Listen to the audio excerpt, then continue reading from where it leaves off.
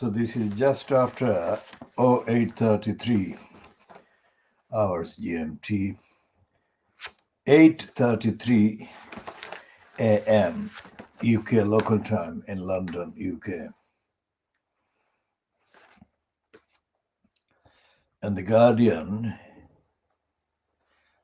on page 11 has got an item headed Taking Back What's Mine. Thandiwe Newton reclaims her original name. Thandiwe or Thandiwe, the original African pronunciation. She dropped it when she was letting herself be brainwashed by the indigenous, majority among whom she was getting schooled in London and UK. And she dropped that W from her name Thandiwe and made it pronounceable as Thandi Newton.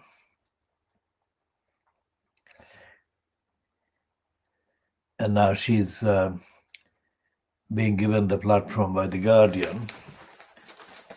And it's written by, or at least byline to, somebody called Lucy Campbell,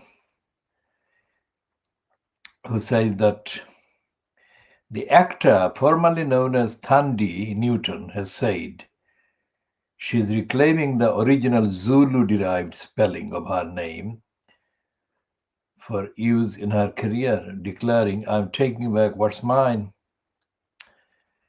For more than 30 years, the actor born Melanie Thandiwe Newton Parker has been known by an anglicized version of her name since the W was dropped carelessly from her first acting credit.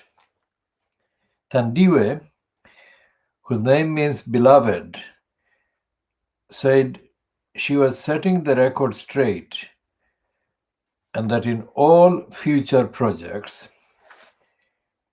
she would be credited with her name spelled correctly. In an interview with British Vogue, Newton, who played a character called Thandiwe in her first film, Flirting, in 1991, declared, "That's my name. It's always been my name. I'm taking back what's mine."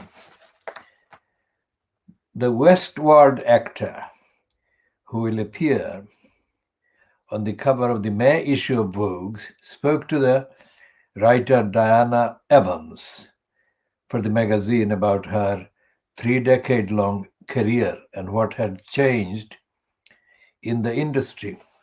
"The thing I'm most grateful for in our business right now is being in the company of others who truly see me and to not be complicit in the objectification of Black people as others, which is what happens when you are the only one," she said. Newton, who is 48, said she had been inspired to be more outspoken as she grew older. "I have changed a whole lot. Many lives have been lived since then."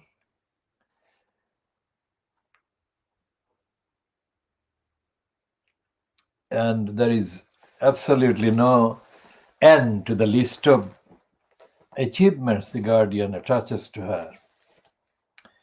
Now, this is very telling. I mean, in the culture, in the nomenclature that is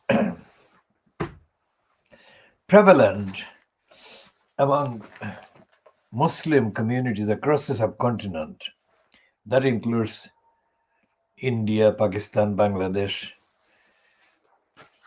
and extends to Sri Lanka as well, and Nepal and other places where there are Muslims, but the numbers are smaller.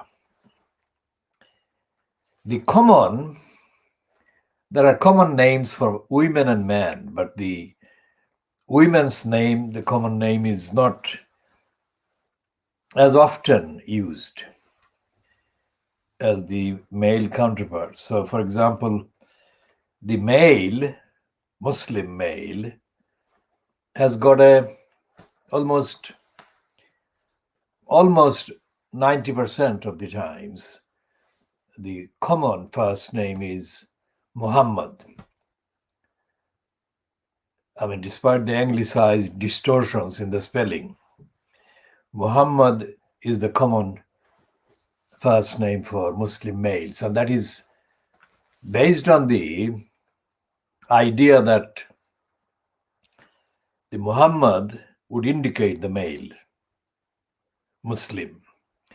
And it is also a kind of continuation of the linkage with the Prophet Muhammad, peace be on him. So Muhammad is not the kind of specific name of the individual, unless, of course, the individual has no middle name or middle names, because there are several lengthy middle names or parts of names in between the first common name, that is Muhammad, and the last name, which is, in the British context, for example, in the Western context or British context mainly, used as the surname. The last name is the surname. So when I arrived in the UK, I didn't use my common name, Muhammad, because that was not my specific name. And my specific name or names in the middle were not recognized by the people in the indigenous host community in Britain. So they misused my first common name. So I became Muhammad, and everything in the middle got lost to them, and they latched onto my last name, which is the Haq. And this went on for as long as I could remember. And as I've said before, not in this edition, but a white person that I met in the 70s, I don't know whether he's still alive or not, but his name was Fred Short. And he became quite positive in his attitude towards me.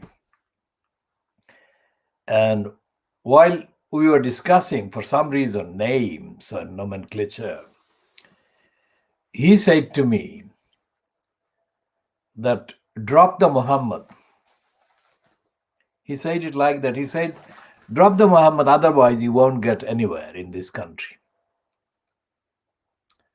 Well, there are two things to that, because first of all, I didn't come here to get anywhere. This was a tentative move from me. I mean, I didn't know what I was going to do, essentially, but mainly to write. That was what I would have thought.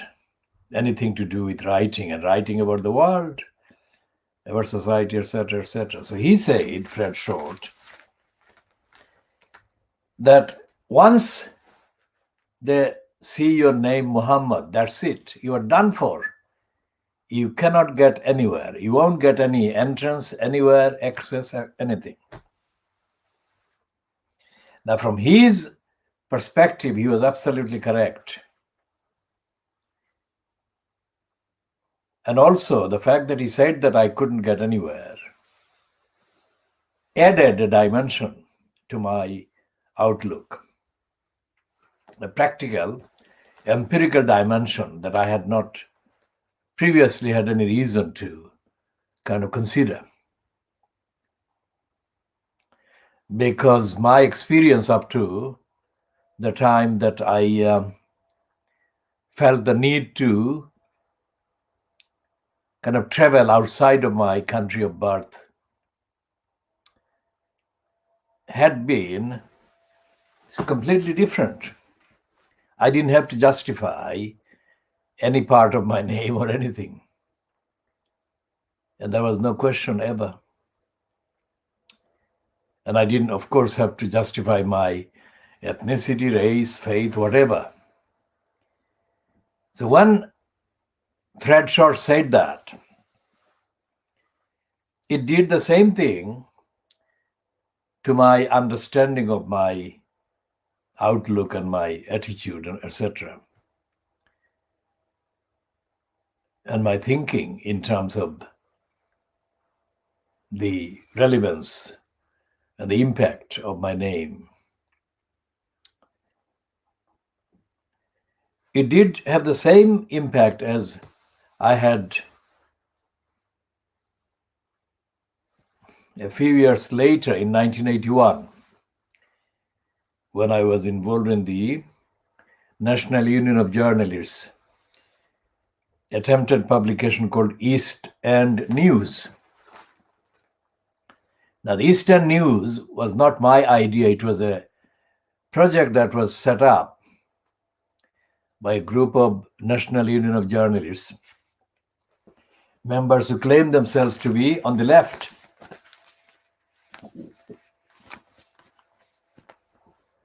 So I'm holding this Tandiwe piece of The Guardian before the camera.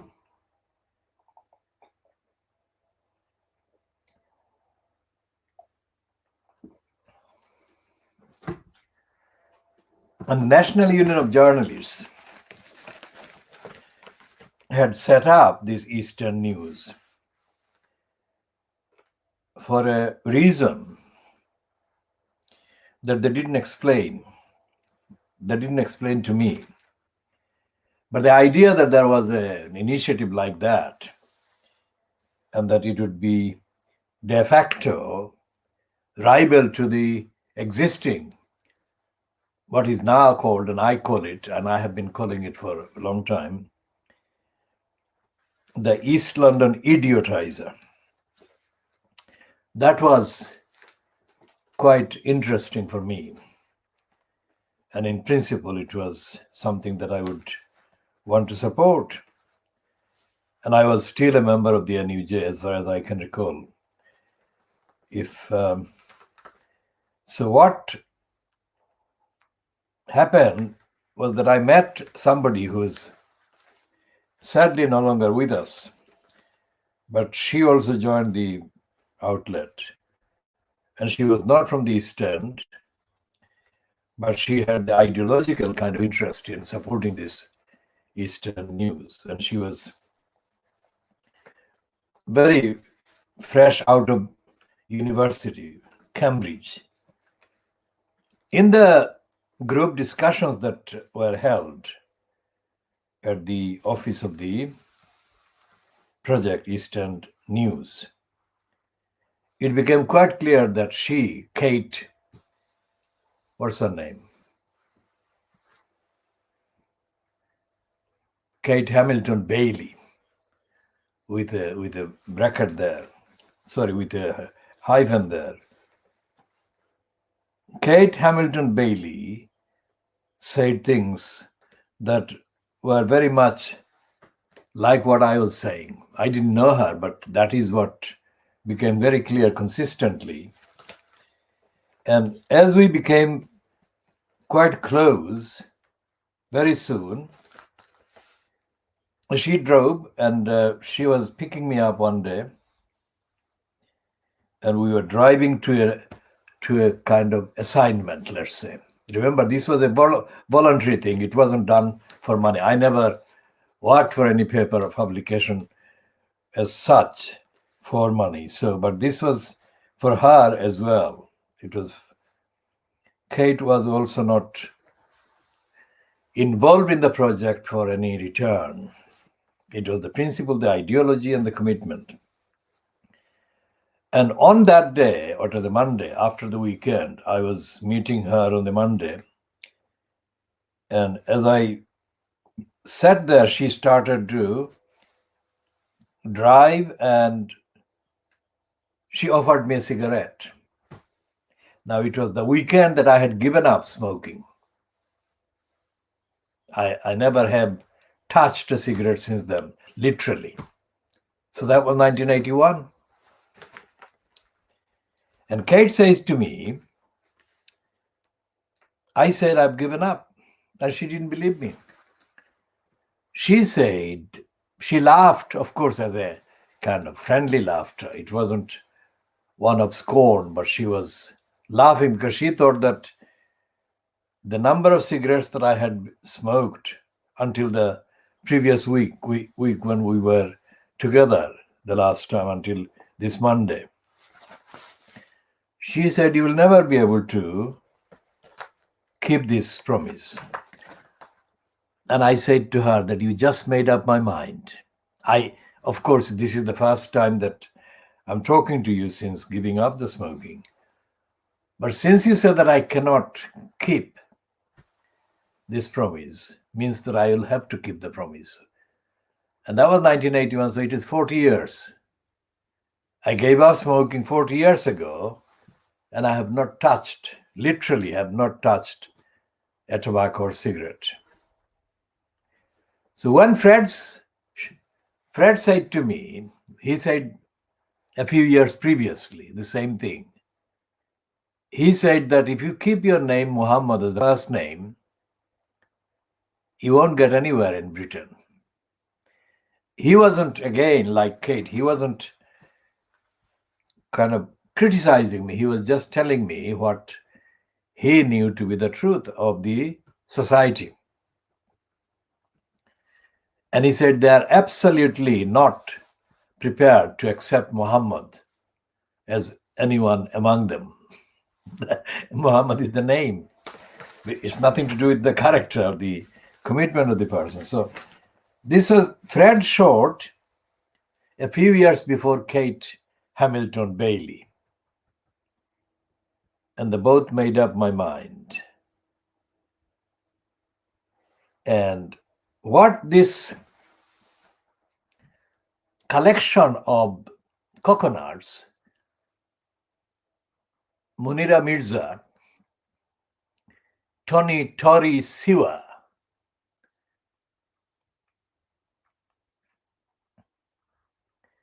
have done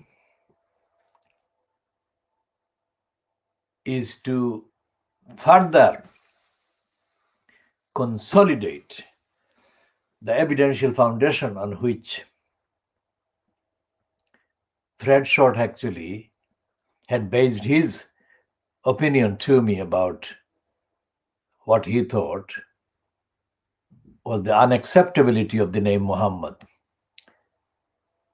So it was a racist, very anti-Muslim society that Fred Short was communicating about to me. Of course, the Kate Hamilton Bailey's advice was nothing to do with the race, but it was to do with the personal kind of view that she had of me about smoking. That is not something that is a function of race or ethnicity. To the personal thing. And my response to her was not motivated by any race or ethnicity or anything. It's very personal. I was reassuring her of my degree of determination. It wasn't a retort to her, but it was a reassurance that I would not break my promise on such an important matter. And for 40 years, I have not broken that promise. Now, this is only one of many things that I have not broken my promise on. And this one is very important because along with the advice that Fred Short gave me, that this is a very anti-Muslim, racist society which is not likely to change its outlook anytime soon. That was in the 1970s. So it's more than 40 years ago. And that has been vindicated. Fred Short has been vindicated. And there are more people like Fred Short who, when they are conversing or communicating with people they come to be close to or be friends with, than any Munira Mirza or Tony Sewer. Now, only in the last 24 hours, I have come across a so-called PhD thing given to Munira Mirza. It is dated 2009 by the University of Kent. And her PhD thing is about what I call the Rich Mess Center. And it's the racists who founded it, the racist crooks who founded it, call it Rich Mix Center. And we have discussed the Rich Mess Center in several editions of this program before. Especially, the latest discussion was about the corrupt behavior of John Biggs, the incumbent in the corrupt post of the elected mayor in Tower Hamlets. And I was pointing out that within literally 24 hours of his taking the post, dated the 11th of June 2015, John Biggs did the first executive decision making. And that executive decision making was to write off, that is to say, excuse the Rich Mess Center of several millions pounds of debt that it owed to the council. Now, the history of the connection between Tower Hamlets Council and the Rich Mess Center can be very briefly summarized by saying that the main criminals and racists who abuse the council's position or the council's resources in setting up this corrupt, racist, Rich Mess Center included Michael Crook and his, let's say,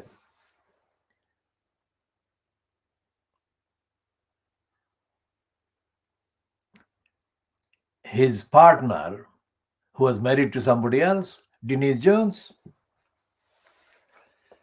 And they had with them Una King.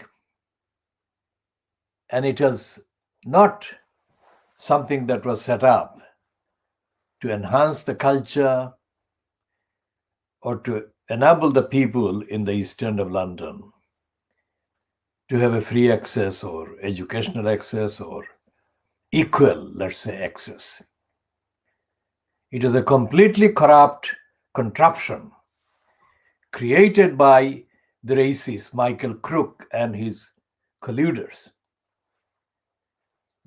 Now, that was not long before Munira Mirza got her attention on this one. Because she is not from the East End of London, she is not from the ordinary demography that is mainly either indigenous white people or mainly Bangladeshis. And she is not, of course, from the Polish background, but the Polish numbers are increasing quite significantly, or at least have been until Brexit. The fact that she, Munira Mirza, decided to do a, quote, PhD on the Rich Mess Center based in Tower Hamlets is extraordinarily significant. As I said, she is not from the Bangladeshi background, and she is not known in the East End of London, never has been. And yet I find today, 12 years after she became a part of the propaganda through the academic kind of route of this corrupt, racist adventure. Of course, when the lying propaganda is done by a PhD, it is given disproportionate amount of academic like legitimacy. Now, all the PhD theses outside of the kind of physical sciences area, let's say medicine, physics, chemistry, and those ones, I have not studied those, but I have studied enough kind of dissertations, either for MS or PhDs or anything else, or comparable kind of degrees or awards. And the evidence is that only maybe a fractions of a percent contain anything that can be remotely called original contribution, directly attributable to the thing being part of the PhD. Otherwise, PhD is as I said previously, not in today's edition yet, but I'm going to. PhD is more a kind of a pimp's kind of badge. Well, there have been actual real life prostitutes holding a degree or PhD, but others who are not necessarily real life prostitutes in that sense have in effect behaved as prostitutes. And the universities or the conferring kind of academic elements have behaved as pimps and as brothel keepers, because the PhDs are not what historically, originally they might have been. So all the dissertations and various elaborate descriptions and badges that are given to these PhD things are to make the illicit legitimate. Not only do the PhDs not investigate original evidence and original kind of operations of the various issues, they are designed to provide, these particular topics are designed to provide an appearance of legitimacy while peddling the lies. So, as I said, there are several PhD prostitutes that have done a lot of damage to the cause of opposing racism in society, including by abusing the location of tar hamlets and particularly the Bangladeshi communities. And we shall be taking apart chapter and verse these racist pieces of prostitution. Now, Munira Mirza, we shall take apart her thing as well, not in this particular edition. Here we are just introducing contextually and topically what she has done. Now remember, that was 2009, which was long way away. from Boris Johnson getting anywhere near Downing Street. He was in post as the elected mayor, so-called, at the expense of London. And he was some years before away from meeting Jennifer Arcuri, whom she met during that second part. He had two innings. One is 2008 to 2012 and 2012 until 2016, when the election produced the coconut Sadiq Khan. Now, in 2009, Munira Mirza was already working with Johnson, who made her a deputy mayor.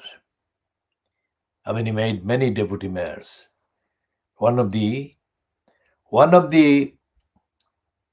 kind of criminal options that are available to an executive mayor. Either it's a borough mayor or it's a regional mayor, as in the case of London. And Munira Mirza was not known in 2009. She was not known until way after that, because she began to promote the very denial of racism that she is now familiar with and notorious for.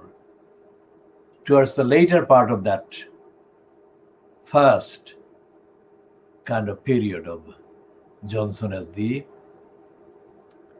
incumbent in mayor. Now we'll have to fact check and see exactly which year she became appointed by Johnson as the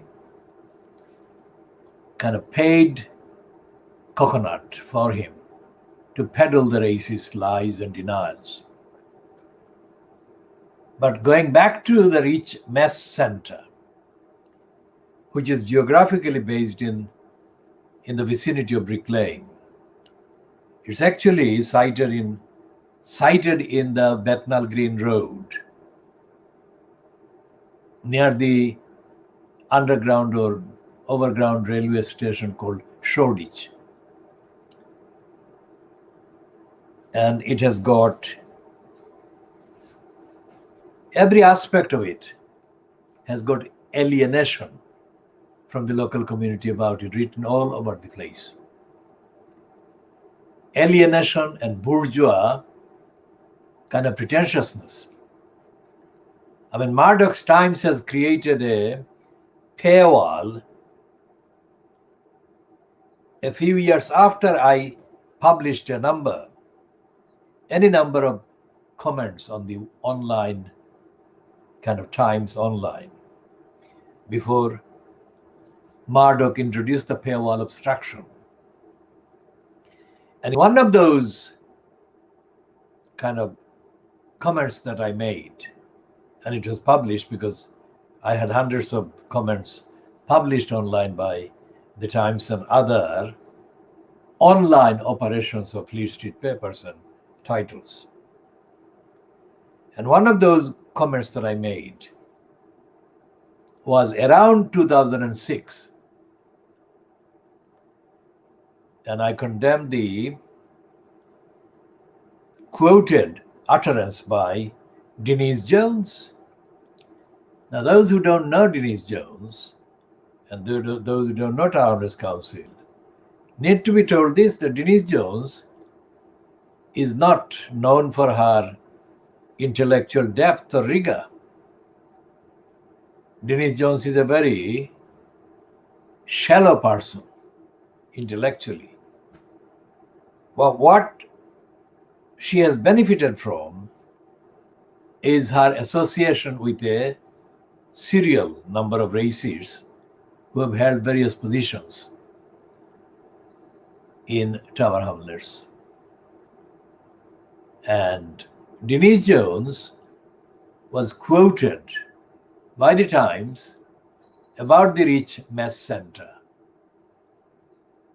that what she was implying in that quotation, which I shall try to find again from some other source, not from the Times Online, but some other source that I have access to, or I may have access to. She said, Denise Jones, words to the effect that the Rich Mass Center was an initiative which she supported because it would give opportunities to those who know the area Shoreditch and Bethnal Green Road and the Rich Mass Center will know that there is a place not far from there which is called the Arnold Circus. And the Arnold Circus is associated with what is claimed to be the first council housing estate in England. Again, that is subject to fact checking, what the actual specific claims are about the Arnold Circus. But it's in that direction she was pointing in her alleged quote. And she was saying that young men from the poverty-stricken area around Arnold Circus would get a good access for whatever. Now, Denise Jones is not from Tower Hamlets originally, but because of her officially known marriage to Dan Jones, she has been resident in Tower Hamlets in Shadwell for a significant number of years. Although she has been resident, her connections with the ordinary folk in the demography, the connections have been practically very limited. And because of the racist kind of logistics and institutional racist operation of society and links, Denise Jones has been linked tokenistically with a very small number of Bangladeshis. And she has pictures of those encounters or appearances. But essentially, she doesn't know the Bangladeshi community. So, Munira Mirza titled her prostitute PhD. I'm not calling her a prostitute, but the PhD thing is a prostitute thing. So anyone tempted to say that I called her a prostitute must remember what I'm saying. This is a disclaimer. I'm saying that her PhD thing was a prostitute thing, not herself as a prostitute in the conventional sense, because I don't know enough about her to say definitively whether she has been a prostitute or not. But I definitely know that this piece of research, so-called PhD, is a prostitution or prostitute piece. Now, in the course of her so-called research, Munira Mirza met or had contacts with Denise Jones and other crooks involved in the Rich Mass Center. Now, if she had, or if she didn't have, it would make no difference, because her mission was not to scrutinize the evidence, let alone to question the racists about their denial. Her mission was, as a coconut, to use a plausible sounding kind of area and a plausible sounding kind of project to establish a kind of CB entry for herself, that she was some sort of expert due to that prostitute piece of research, and that it was so near the HQ of the City Hall. Now, the City Hall is the official name, but in our vocabulary, outside of the records, we have a very different name for it, which intelligent viewers may imagine. The actual description, not far from the sound of City Hall. Now, Munira Mirza is not the only kind of operative for the racist state who have been deployed in Tower Hamlets. Solely because Tower Hamlets generally, and the Brick Lane area in particular, these are associated very directly with the Bangladeshi community in the UK and the Siloti speaking Muslim Bangladeshi people in specific terms. So she has been deployed there in Tower Hamlets to abuse the presence of the Bangladeshis, the Siloti speakers, and the Muslims, and to pit these particular backgrounds and identities against the racist, hostility, if you like, and to diagnose, wrongly diagnose, or to pretend to diagnose the inadequacies of the Muslims, the Bangladeshis, and the Silotis.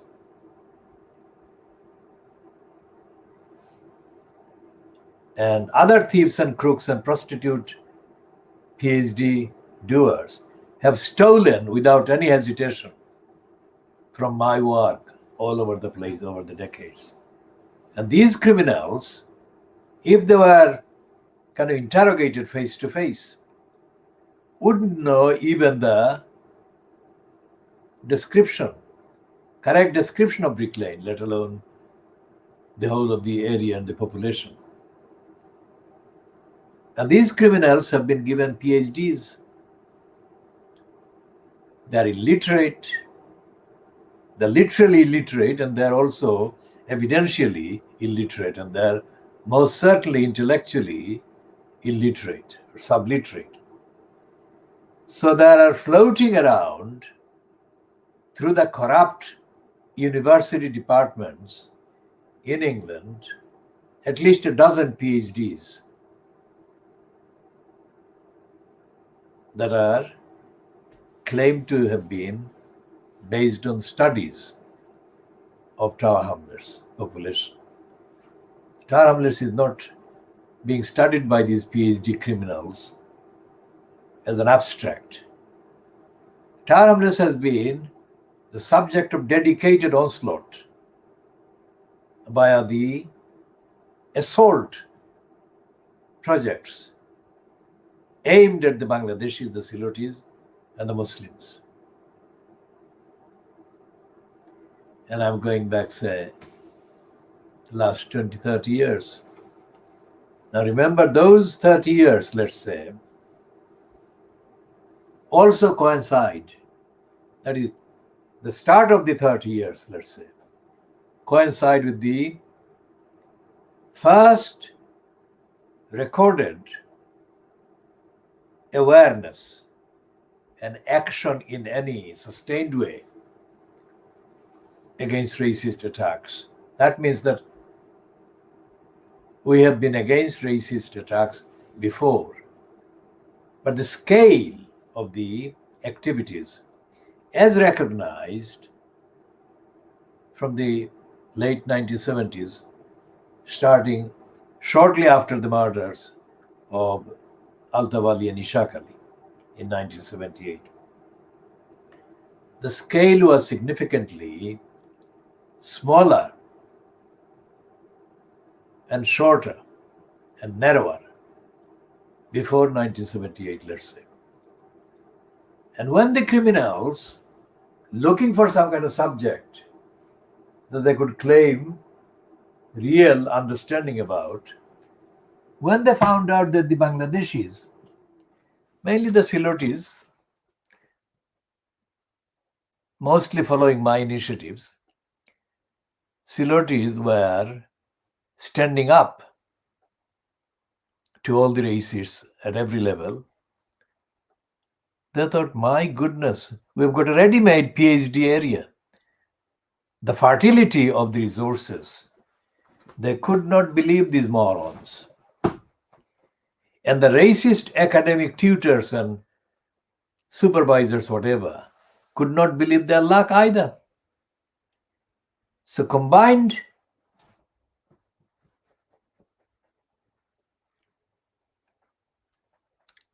between those academic supervisor criminals and racists and their counterpart stooges racists, created a plethora of PhDs that we shall have to diagnose and dissect and destroy. It's like, of course, T.B. Macaulay. When he said he would turn the subcontinent into externally unaltered. Most of the subcontinent people look very similar in terms of shade and pigmentation, similar to me. But internally, they would become absolute slaves of the English. That didn't happen. Of course, that did happen in case of some of the people, but not. The manipulation went on a daily basis. Now, what they're doing now, and they have been doing since 1947, is to deny the 190 years of empire in the subcontinent. And time and again, the descendants in the mainland England of Robert Clive and Thomas Babington Macaulay have been at it, have been actively trying to recreate that scenario where they can find coconuts and niece Tom and nephew Toms like Munira Mirza and Tony Sewer. And so while Tony Sewer has been given the responsibility to kind of make the denials at the expense of the African people who came here through the Caribbean, Munira Mirza has been given the task of destroying the truth and replacing it with the knee-storm lies that suits the congenital liar Boris Johnson and his ilk. Now, if Munira Mirza were introduced anywhere in the context of the Bangladeshi Silotis people in the Barabta hamlets, nobody would know her unless somebody accidentally knows about her. Well, they most certainly would not have known about her until even the fact that she was one of the deputy mayor appointees by Boris Johnson didn't register with the people. The only time she has become part of identifiable, recognizable name is with this nephew Tom and niece Tom denial of racism that they have issued in the last fortnight. So going back to 2009 and looking at the Rich Mass Center, it has never been relevant to the local community. It never is. So when Munira Mirza refers to that one, the intended target, her approvers, her racist approvers in the so-called academic world and the media and politics, let's say, wouldn't know the difference because they are as alien as much strangers to Tower Hamlets as she is. And she remains. Another kind of topical, entertaining reference. The Rich Mess Center is not far from where Boris Johnson took technology lessons from Jennifer Arcuri in nearby Shoreditch, let's say, whatever flat. Think about that. Now, that was not done directly with the knowledge of Munira Mirza, as far as we know. But we do know that Munira Mirza has known Boris Johnson on a different kind of timeline. And it is not clear as to what the extent or the depth of her relationship with Boris Johnson has been. It may be the case that actual details will come out, but it is hardly likely that she will be the one to publicize anything of the detailed relationship she had with Johnson. But it is clear that he treats her, Munira Mirza, as a more reliable source of propaganda and spewing than he has done with any other publicly known Asian person. In fact, the treatment by Dominic Cummings of the advisor to Sajid Javid, when he was in the post of Chancellor of the Exchequer, is a contrast that is significant.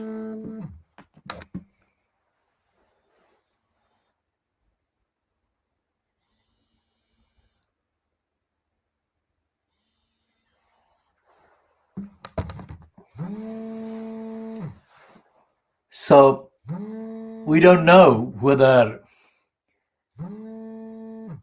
the former advisor to Sajid Javid, who was frog marched and was escorted out of the street, Downing Street, by police and was immediately deprived of her identity papers or whatever. Whether there has been any other Pakistani origin employee in the Downing Street bureaucracy, we don't know that at present. So it leaves only Munira Mirza, who is described as the head of the Downing Street Policy Unit today in the entry on the Wikipedia. That is the only one that we've been able to see any detailed mention of her. So Munira Mirza is one that was deployed to give a gloss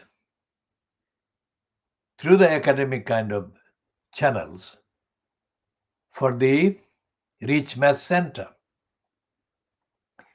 And in the details, she actually implies many things that are absolutely wrong about the affiliations and connections of the Bangladeshis, the Silotis, about whom she knows absolutely nothing. So she is one, a Pakistani origin, British-born, within quote Muslim, because it is completely possible that she doesn't believe in Islam or doesn't have much respect for Islam. And I shall come to the reason why I'm saying that. It's not a speculation, because she has not made any known attempt at supporting the right to freedom of speech that should be available to the parents who protested against the Batley grammar school teacher.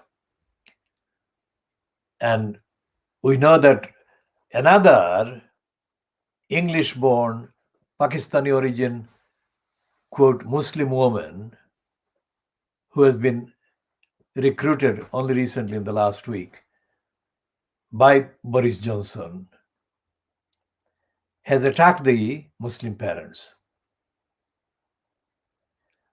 And it is very likely that her appointment to the Downing Street bureaucracy to serve Boris Johnson's electoral propaganda purpose in the north is connected with Munira Mirza's role in recruiting people for Boris Johnson's electoral purposes. Back to Brick Lane and why the racists and anti-Muslims in the media and the mainstream politics have been latching on to the image as described, not necessarily as pictured. The image of Brick Lane. Remember, my battle against the British racist media attacks on the Silotis, Bangladeshis, Muslims in Brick Lane dates back 5 decades, covers 5 decades, let's say.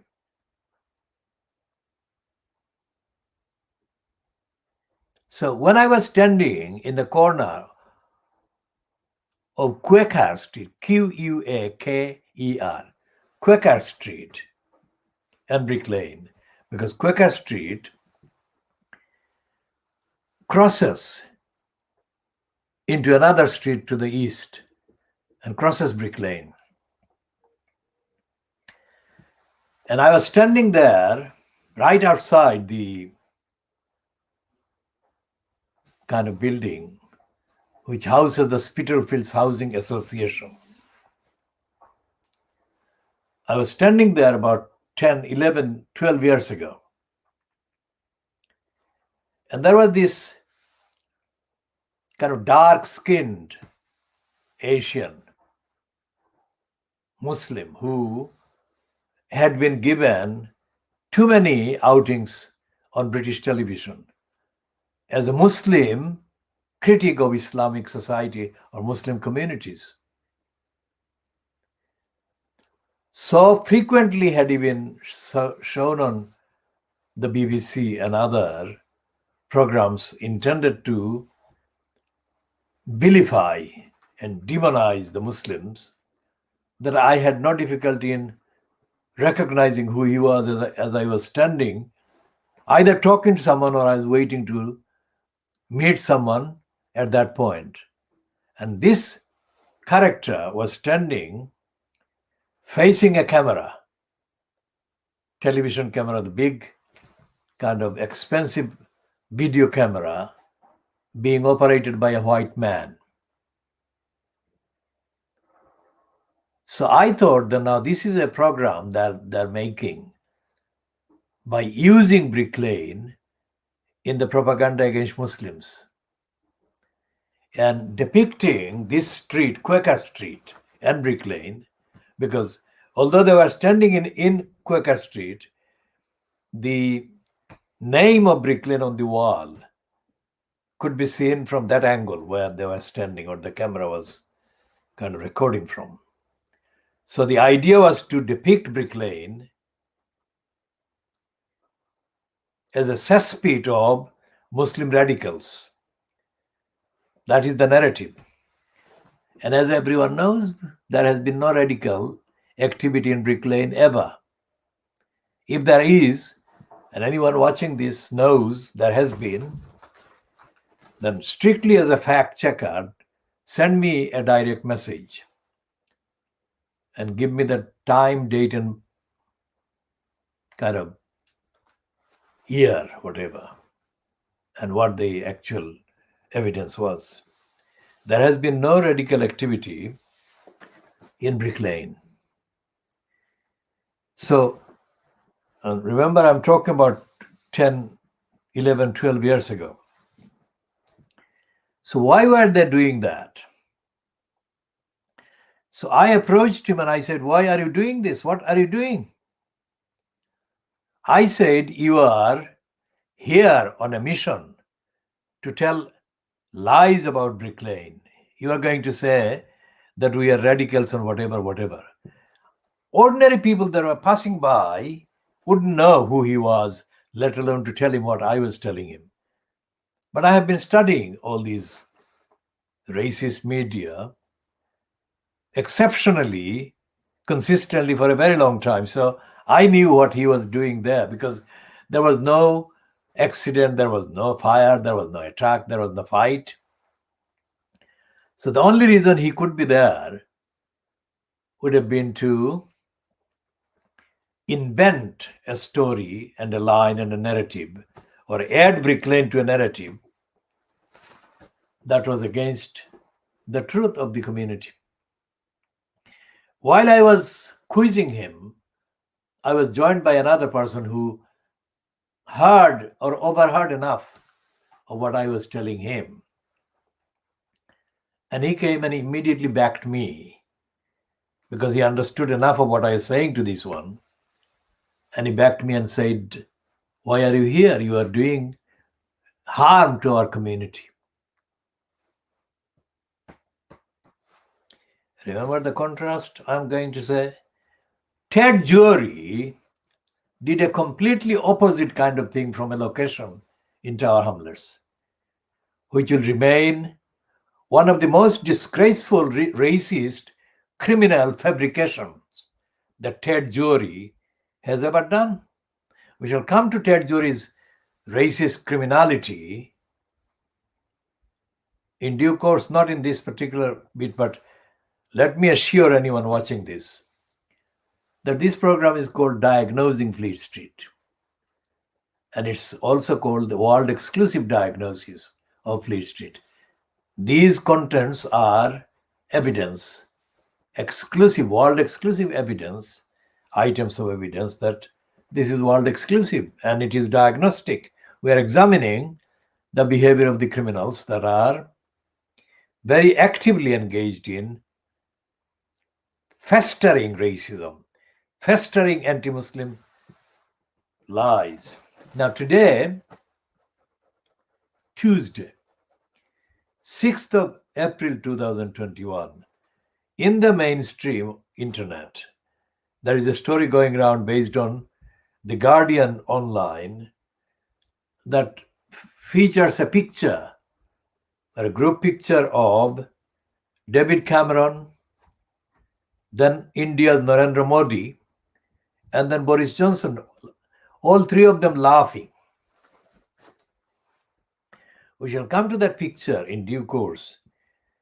And this reference I'm making is just to show that the relationship between the mainstream British media and regimes in India have been very significantly positive, favorable, and in denial of the massacres of the Muslims that are carried out in India every year. Mass rapes, massacres, gang rapes, murders of particularly Muslims.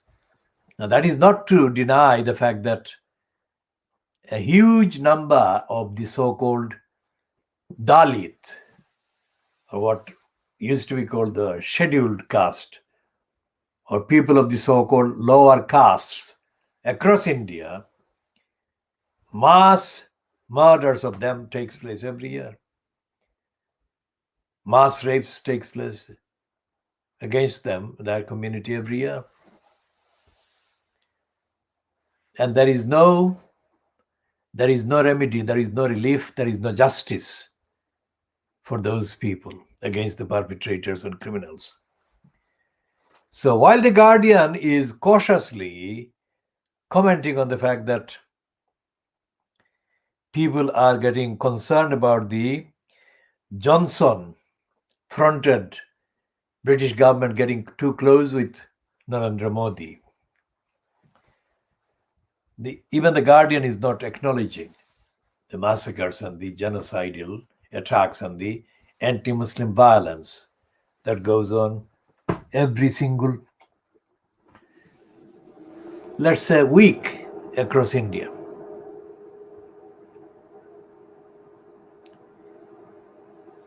So there is no question of the British media, BBC or whoever, sending any crew to Southall, let's say, or in any other part of England where it is known that people from the Indian background have significant settlement presence. And except for Bradford in 1989, when a copy of these satanic verses was burned, thus giving inordinate and disproportionately exaggerated kind of excuse for the media to refer to Bradford as a hotbed of Muslim intolerance. No part of the English urban areas populated by Pakistanis has been given the kind of hostile, concentrated attention in that way as the media has focused on the Siloti-speaking Bangladeshi Muslim community embodied by and in the Brick Lane area. And this is serious enough. So serious that I've been forced for decades to first of all monitor what is going on, and then to take apart every single attack that I can identify. Having said that, let me add, there is no councillor, there is no politician, there is no MP, there is no active campaign other than any organized, mobilized by me to do the defending of the community. If you don't agree with this fact, send me a direct message disagreeing with me. But when you do disagree, give me the chapter and verse and the date and location where events have taken place differently than I have said they have taken place. Because for 50 years of concentrated defense of the community, or 5 decades, let's say, to be accurate, I have not seen any action in this context. So what do these people do, these leaders so-called? They don't defend the community. If you agree, if you disagree again on this point, send me a direct message giving the chapter and verse. Otherwise, don't bother.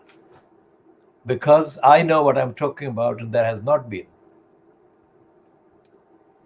This is not a competition, this is evidence. I don't need to compete with anyone. There doesn't exist anyone that I need to compete with or compete against. Because I'm the one who is mobilizing the campaigns, the advocacy, the resistance, and the rest of it. So the field of action doesn't have anyone else. I'm the one who is defending the community. And not just the community, I'm defending the whole electorate. So I say again, on the 6th of May coming, vote no to the elected mayor. Scrap the elected mayor post. So when Boris Johnson's head of policy unit, which she was not at the time in 2009, published this prostitute paper at the expense of the Tar Hamlets Bangladeshi community, she did that completely empty thing for the benefit of racists.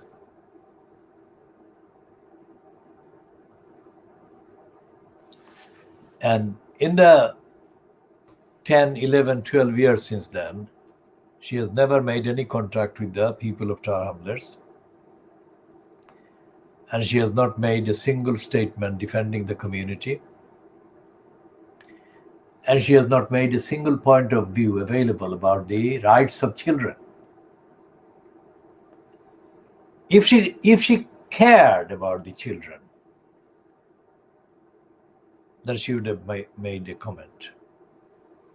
the least she would have done it would have been to make a comment. So I was talking about Daphne Gould in a previous edition of this. I was talking about Daphne Gould, who was the incumbent head teacher of the Tower Hamlets Girls' School at the time in 1987, when the school was under attack for mixed sex kind of composition. There was a proposal by the Inner London Education Authority to start the process of making the school co-educational, mixed sex. And the reason I mentioned Daphne Gould is because I spent the best part of a year, in the whole program, in organizing the opposition to the proposal. And I organized it successfully. I defended the school's status quo composition. And the school remained single sex, and it has been single sex since then. That was 1987. So when I referred to Daphne Gould last week, I said at the end of the campaign, she didn't even ask me for a cup of tea. Now, that may sound like I was doing all this work in order to be offered a cup of tea. No way. I am the one who does things that cannot be bought by any amount of money. That's what I do. And compared to the £150,000 for a 1 hour speech that David Cameron gave, just multiply the thousands, hundreds of thousands of hours that I have given and I give. And you can begin to see the trillions of amounts that I could have charged. So I'm not somebody that can be kind of persuaded to change my mind by anything, cup of tea or whatever. The point I was making was that by not offering me a cup of tea, Daphne Gould was showing how corrupt, ungrateful, graceless, and stupid, discourteous she was. Why? Because she was near to tears at the time that the Inner London Education Authority proposal hit her. And she knew that she couldn't manage a mixed sex school at all. And she had nobody. None of the governors had a clue, none of the teachers had a clue. And apart from me in the community, there is no one. There was no one that could actually offer anything like a fraction of a resolution or answer to the attack. And I arrived there not because she invited me. I had known her existence, but I had no contact with her. I went there as part of my action that I thought was the only one that could be taken or should have been taken to stop the ILE doing the merging of the school. So I did that. What I'm saying by condemning Daphne Gould is a statement about the other so-called educated leaders, the white leaders in society that I've had kind of knowledge of, contacts with. I said previously that Peter Shaw in 1978 met with a number of about 20 Bangladeshis from Brick Lane. But he would not go ahead with the meeting unless I left the meeting. It wasn't a kind of condemnation of me or unsuitability of me on my part. It was the sheer, absolute inability on the part of Peter Shaw, to tackle any questions that I would put to him as member of parliament, as he was. And the lesson is that none of the 20 Bangladeshis even realized what he was doing. So what he did was he had an entry created that he met community leaders. He didn't say that he met community leaders after kind of making it clear that he didn't want to meet the leader of the community campaign who made the difference. So that is the kind of pattern. Daphne Gould kept the school and she forgot all about me. But the mental horizon that she thought I had was, of course, far wider than anything she could comprehend. If I were doing anything, in expectation of cup of tea or favor or whatever from her or anybody like her, I would never do anything.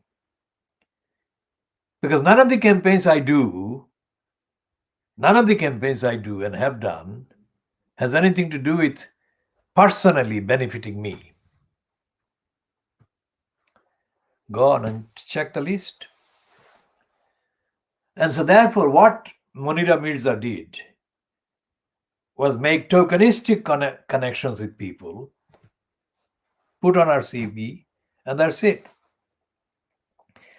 And anyone reading the stuff that she has written, or anyone reading the other stuff in the PhD brothel scripts by other criminals, without the knowledge that they should have, and by relying on the contents of that, would think that that is the truth. That was what was happening in Tower Hamlets. That never was. And it's not confined to the PhD thesis of the most brotheling and prostitutional type. When the BBC, as I said, BBC aired a thing called King of the Ghetto during May 1986. They vilified the whole community and they again targeted the Siloti Muslim Bangladeshis. Remember, there is a phone there, Siloti Muslim Bangladeshis Brick Lane. That's the target of the depiction. And they made a number of criminals come across as our saviors. Total and utter lies. Then they foisted this white woman, daughter of a Bengali, not a Siloti, and a white mother. And they paid her £500,000 or thereabouts in advance to write the thing, completely distorting Brick Lane and calling it Brick Lane. And they again targeted the Siloti Muslim Bangladeshis.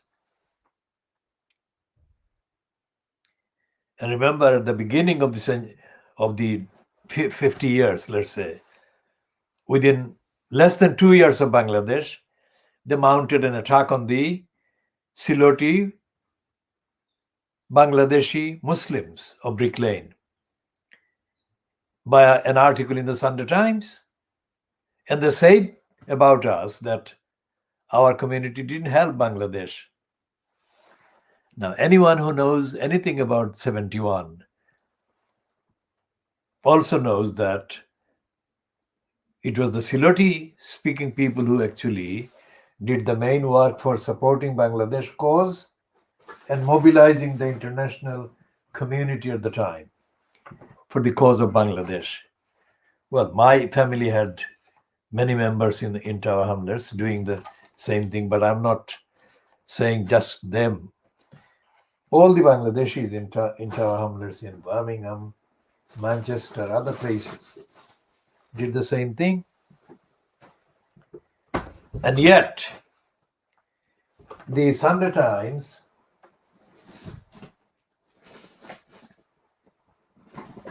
allowed this pack of lies. The main lie being that the Bangladeshis The Siloti-speaking Bangladeshis didn't want to support Bangladesh. That's what they said. Can you believe that? That is what they claimed in the Sunday Times. Assault.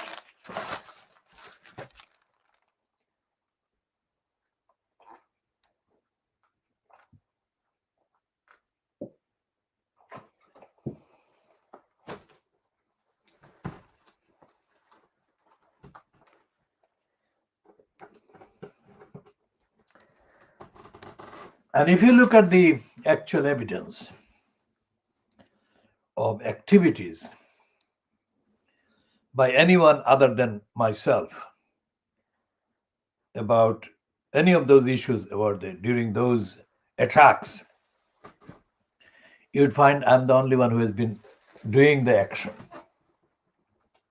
Well, in the case of the Sunday Times article, I had a few, quote, students at the time, but among the listed kind of names that often claim to be the leaders of the community, they were not doing anything. In fact, they were opposing the campaign that I was leading in defense of the community. The same thing happened with the Janet Street Porter program on London Weekend Television. In 1978, that was called London Weekend Show, that Janet Street Porter fronted.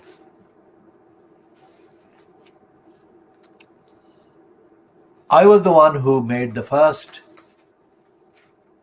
on-the-record television statement about the murders of, well, Altab Ali was murdered in May and Ishaq Ali was murdered 2 months later in July. So at that time, in May, it was only Altab Ali that we were talking about. So the series, every single year, I have been doing multiple campaigns in defense of the community. Now, when I say that, I don't say that in relation to an election for a parliamentary seat or election for any council position. If I did that, I would not be doing the campaign.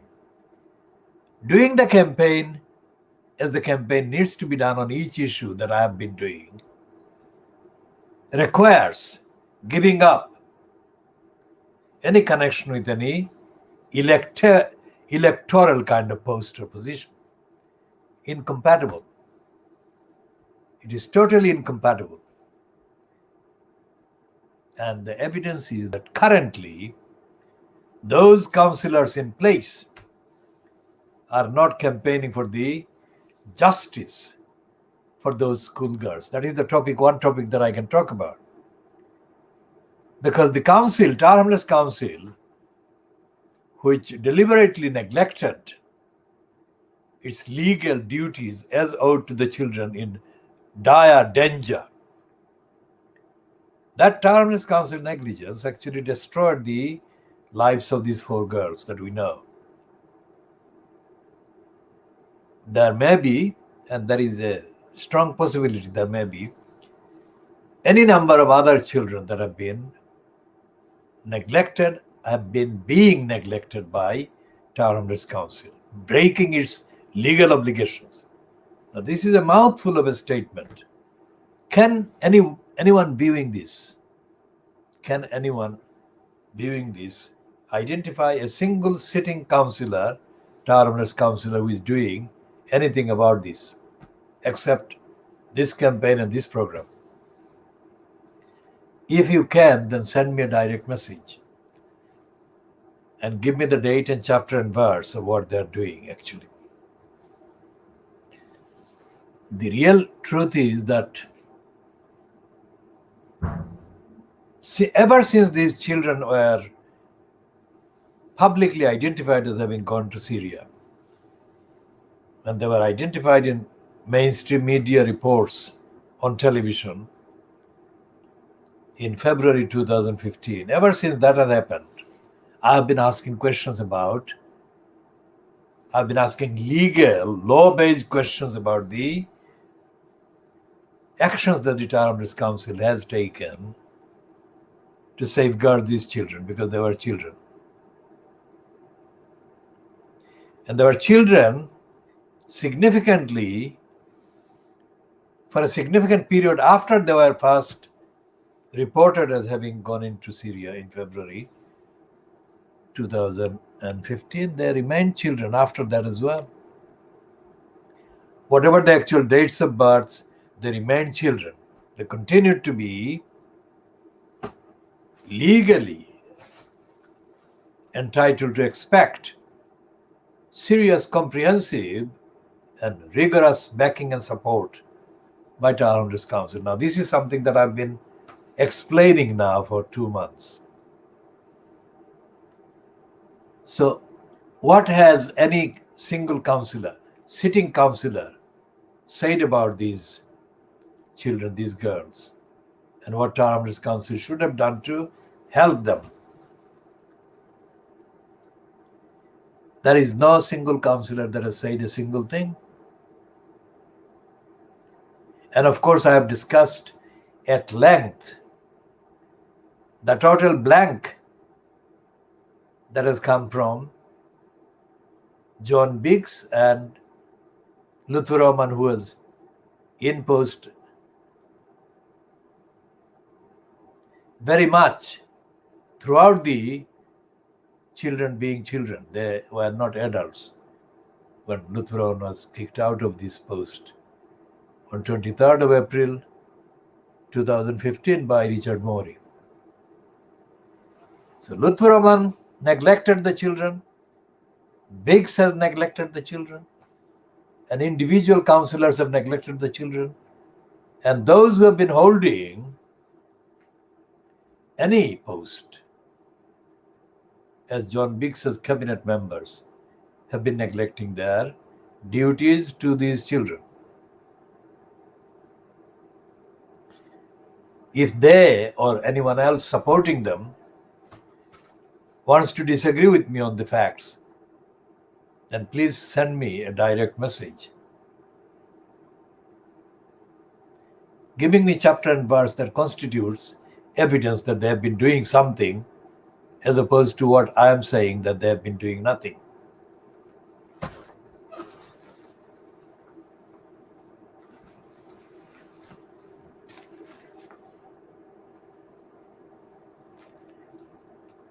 We shall come back to the chapter and verse update on the negligence of Child Rights Council towards these girls a bit later.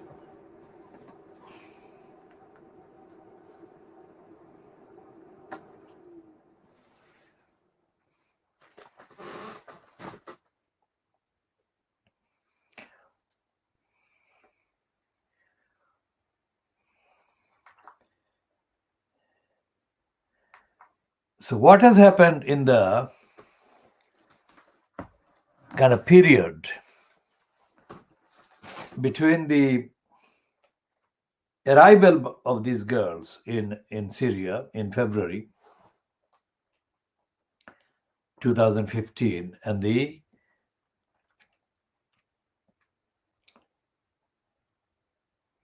tenure that was continuing up to the 23rd of April 2015, tenure of Lutfur Rahman. What did he do? Between February, March and 23rd of April up to 23rd of April 2015. Did Lutfur Rahman ask anyone any question as to what the council was doing to help these girls? If Lutfur Rahman did ask any question, let him send a direct message to this program detailing what he did. And if he didn't do anything, let him say why he didn't do anything. Was it because if he helped these girls, that is Lutfur Rahman's, human rights would be lost or put at risk? Or did one of his advisors tell him not to do anything? If so, who was the advisor? Or who were the advisors? Did Lutfur Rahman consult Maulana Shamsul Haq of the Tower Hamlets Council of Mosques as to what he, Lutfur Rahman, should be doing to safeguard these children and rescue them and support the rescue operation at any cost? What advice did Maulana Shamsul Haq give to Lutfur Rahman? And according to what law? Did Lutfur Rahman consult the Metropolitan Police? If he did, who did he consult? And under what terms? What was the proposal that they were discussing, if they were discussing any proposal to help rescue these children? Did Lutfur Rahman make use of his connection with the East London Mosque to find out about these children? Did Lutfur Rahman ask the school these girls had attended to provide the fullest account of the activities that the school was aware of regarding these girls?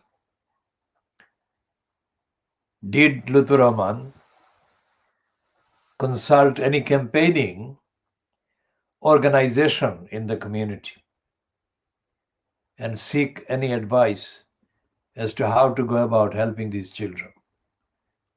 Did he contact me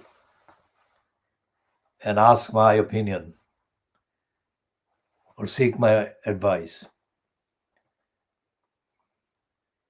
Because I can give him the answer. He didn't. In fact, Lutfur Rahman perpetrated serial lies in relation to the issues that I did raise with him. Why did he lie? And is lying justifiable? If it is, what justified his lying? Because Lutfur Rahman lied to me starting from, in this context, starting from May 2010.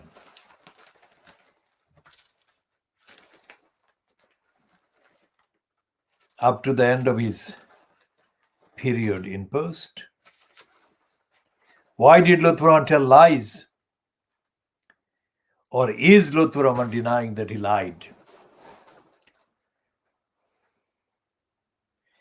Because there exists a series of video recorded evidence where Lutfur Rahman said one thing and he never carried out the promise that he made on each occasion. So the council is not only guilty of negligence, wanton negligence and indifference and lack of care towards these 4 girls. The council followed a racist motivation. Even though the executive mayor is not a non-Bangladeshi, himself being of Bangladeshi background and origin, he was born in Bangladesh. So he cannot be, it cannot be demonstrated easily that he was acting against the Bangladeshi community. But he was, because he was following the agenda, the narrative. the racist narrative and racist agenda.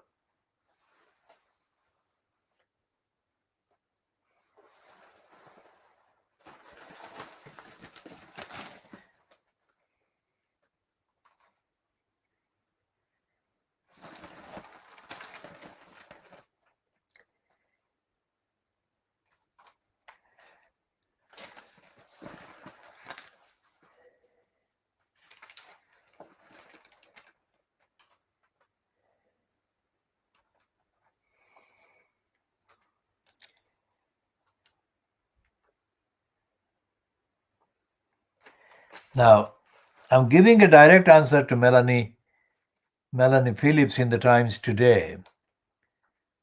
On page 26, she writes, academics are embracing gibberish studies. And the subheading says, social justice warriors on race and gender seem to prefer gobbledygook to persuasive argument. What I'm saying is not gibberish. What I'm saying is precisely the opposite of gibberish. I'm naming names and I'm saying things that are very precise.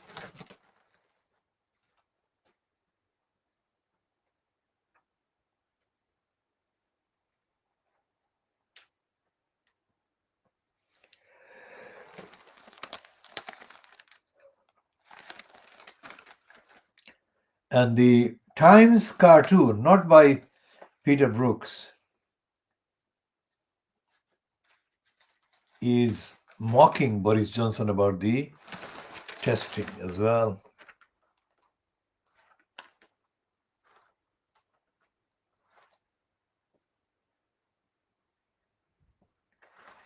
Now, here is a mental slave surfacing as an apparent critic of the mental slave, Tony Sewell. This is called Fiaz Mughal, who is described there as founder of Faith Matters. And his is the first of three letters under the heading Sewell Report and the Need for Genuine Debate. Now we know Fiaz Mughal as a coconut. But Fiaz Mughal is a coconut of a slightly different variety than Trevor Terrible Phillips. And what he is doing here in this letter, so-called, he starts the first paragraph praising Trevor Terrible Phillips. And he praises Trevor Terrible Phillips by saying that Phillips is spot on when he says that extremists are using identitarian blackmail to nibble away at fundamental tenets of our democracy. Then he goes on to further praise Terrible Phillips.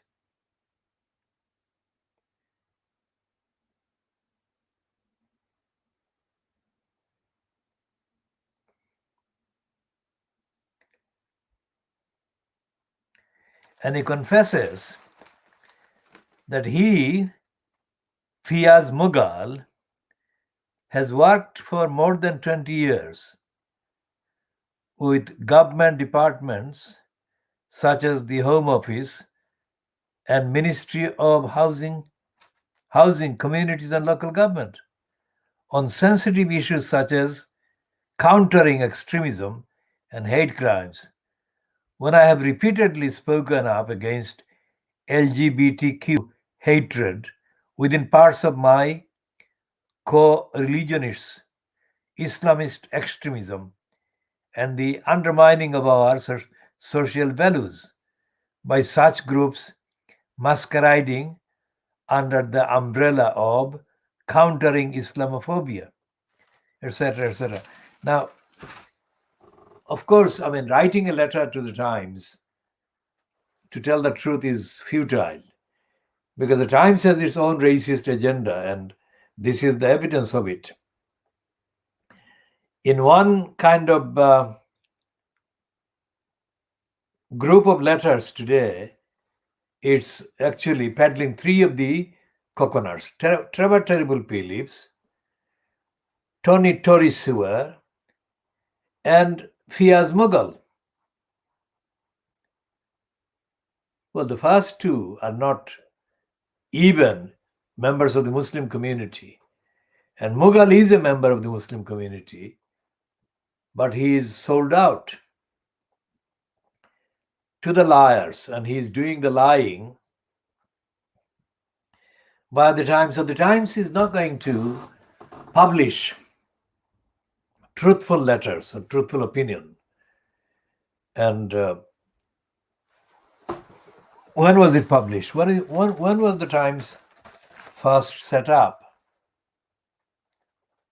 Well, this is the Times serial number today is 73,438.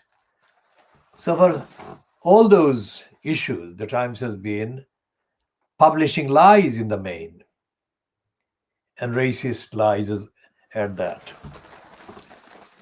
So what I'm saying is that you can't stop racism by relying on the Times or the Guardian or the likes of Fiaz Mughal. Something else has to be done. And that something else begins with the telling of the truth against these liars every single time. So you create a foundation of truth telling, and then you look for action. You can't find action in the behavior of Keir Starmer or any of the MPs that he fronts. And he can't most certainly depend on the rest of Fleet Street, apart from the Times, to tell the truth.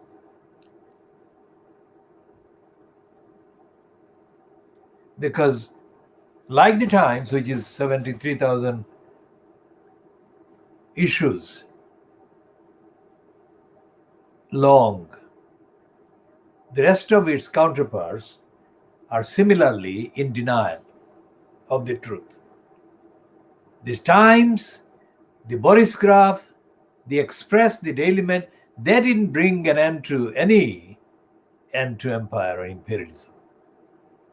And they will not bring an end to racism.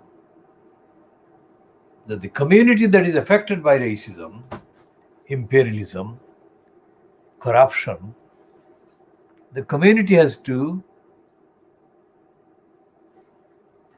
mobilize itself against the racist role of the media.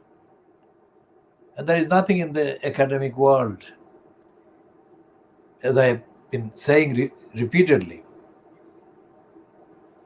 I mean, I have highlighted the prostitute things called the PhD.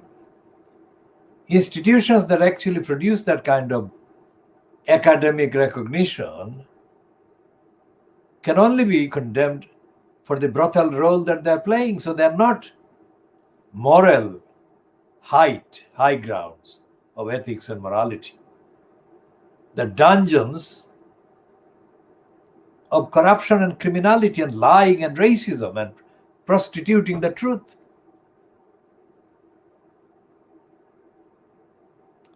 How on earth could Munira Mirza, who was already on the record as having said exact word that there was no institutional racism in Britain, she had said that more than a year before this Tony Sewer report said the same sentence.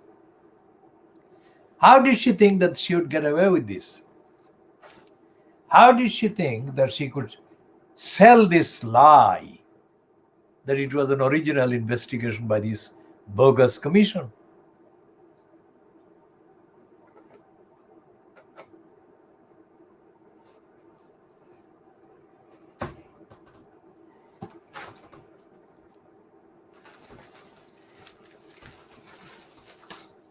We shall come back to that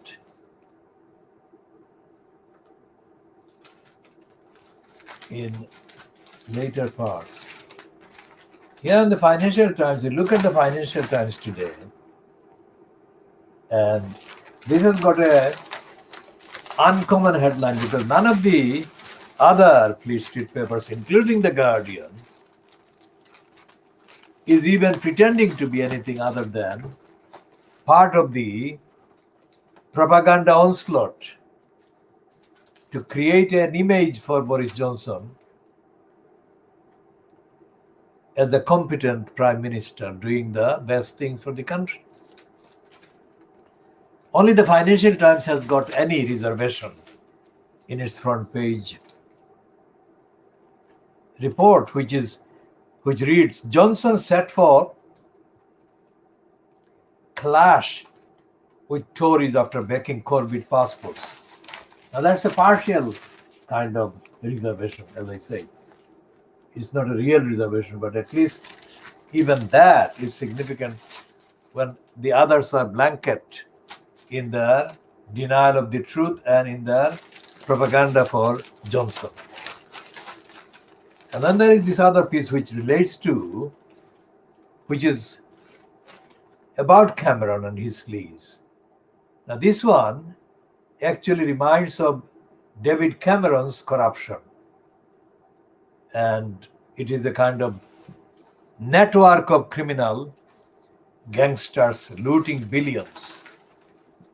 Now this one heading, commodities groups investigate web domains with links to Gupta's empire.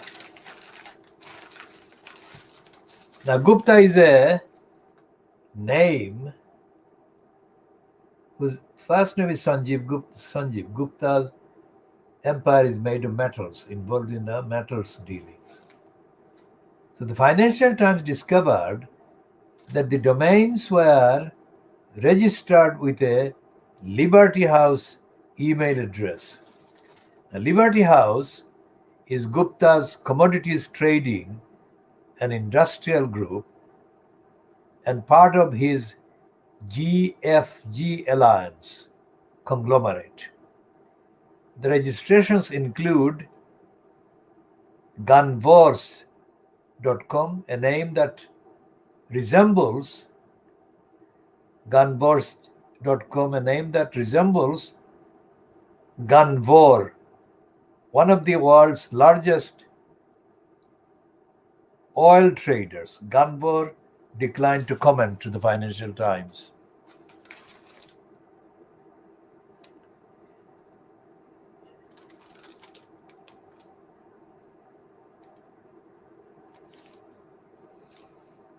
So what is happening with this Gupta appearance on the horizon of corruption and criminality of public money and lobbying and sleaze is that, this is something that I have always believed on the evidence. And the evidence includes the fact that all the academic studies about finance and economics are bogus, false. Now, I, of course, had a formal university link with the studying of economics. But that is not the source of most of my knowledge. Why? Because the actual university courses that I have empirically tasted, economics, law, and others, they don't actually in the program of teaching, so-called, they don't and they never have told the truth about what goes on in the field in real life. Notice what I'm saying. So that's the reason why I say that the universities are centers of corruption and criminality. And that is the reason why I say that in this context in England, the English judicial bureaucracy is a corrupt and racist and dishonest bureaucracy. Remember, I have given examples of the behavior of the first president of the Supreme Court after the reorganization outside of the House of Peers. Because what is the Supreme Court? Used to be the Supreme Court, that is the highest court of the so-called land, but it was kind of housed in the House of Peers. And they used to call it the Judicial Committee of the House of, quote, Lords. And it only in the last few years that they have wrestled it out of the House of Peers and given it a name that resembles the name given to the Supreme Court in many countries, especially the USA, but not exclusively. If you read the actual so-called judgments of the courts, that you are bound to conclude, if you read kind of objectively, neutrally, then you'll find that the Supreme Court kind of reasoning, and if you are intelligent, I mean, you have to be intelligent and you have to be knowledgeable. You have to have deep knowledge of the legal kind of principles in the textbook and the legal principles as they are binned. And you have to know the history of the Inns of Court. I mean, part of the corruption, the evidence of the criminality of the Inns of Court is that I was a barrister since 1973. But they took that away because I told off the main bureaucrat, lying racist, for being lying racist. So count from 1973 to now. How long have I been a barrister for? With that quotation, that disclaimer. So they lie, they tell lies, they break the law, they have no qualms about breaking the law. Because there is a wall that cannot be penetrated by objective observation or accountability or audit. Which is why when David Cameron has been a known sleazeball and a crook, he cannot be held to account, because if he is prosecuted, which he can be under various existing laws, including very many parts of the so-called common law, no judge will actually find him guilty, or jurors, because when the jurors have been set in token trials of racists, no juror has found any of the accused racist guilty. Think hard about what I'm saying. This is fact.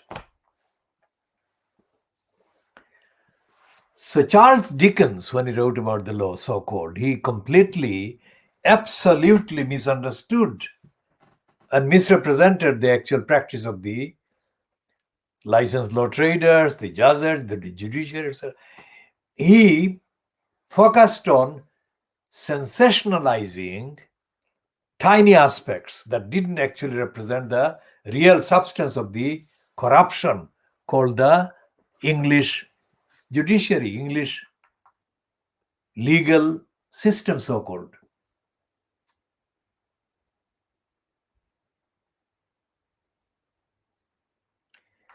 So what we have to do is to look at the actual possibility of finding sustainable, reliable mechanism and personnel to hold decision makers to account at every level, every single level. Saying about transparency is not of any importance, any use whatsoever. Transparency for what? On what criteria? Or what standard? In front of who?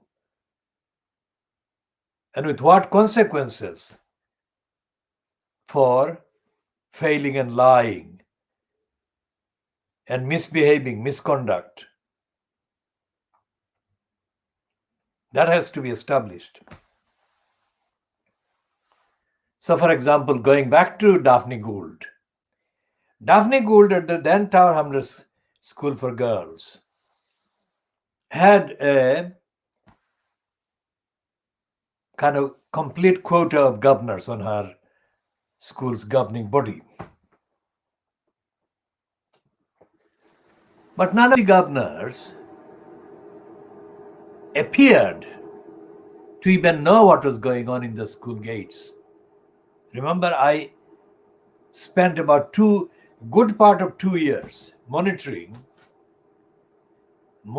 girls, like very kind of sexually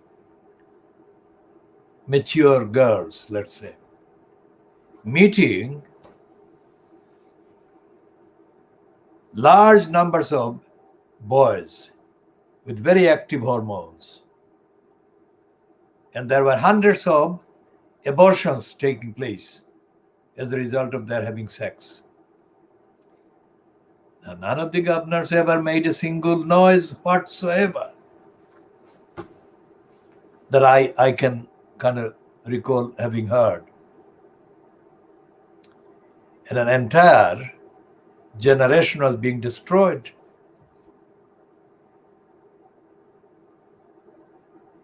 And the performance of these girls at exams was appalling.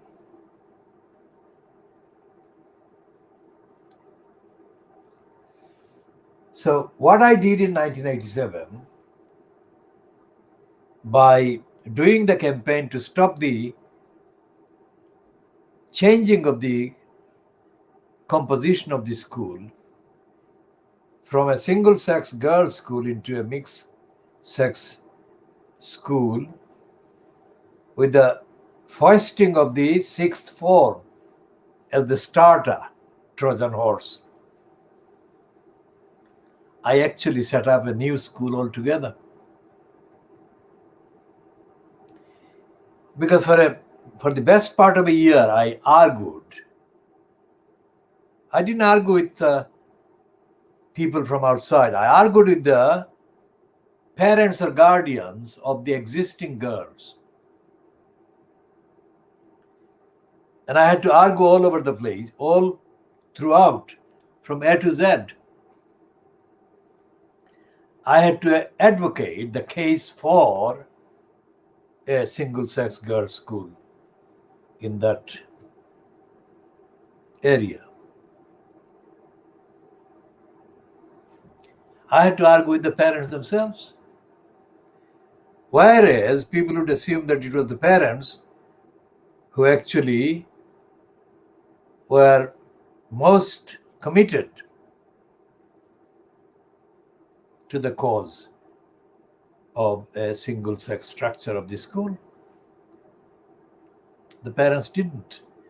The parents didn't care enough to join me in campaigning for the retention of this school status. I had to persuade the parents. So every parent that I successfully collected a signature from took up much more time than should have been necessary. I did that, and eventually the school was saved. But the task that I did, I was the one who did this, not anyone else, not Daphne Gould, not another teacher from the school of any background, not another member of the community of any description whatsoever The only person who came with me from time to time, not every time, was the original parent who gave me the letter, which sparked me off and triggered me off to start this campaign, which he didn't think about. I had to think about as the only way to stop that imposition of the mixed sex kind of structure on the school by the then ILEA, Inner London Education Authority. And the Inner London Education Authority was, of course, a Labour Party controlled authority. And it was something that was fronted by the leader, Frances Morel. And as I have said before, because of her racism, I had no alternative but to edit her name. She was called Frances Morel, and I had to call her Frances Immoral, which of course didn't endear me to her.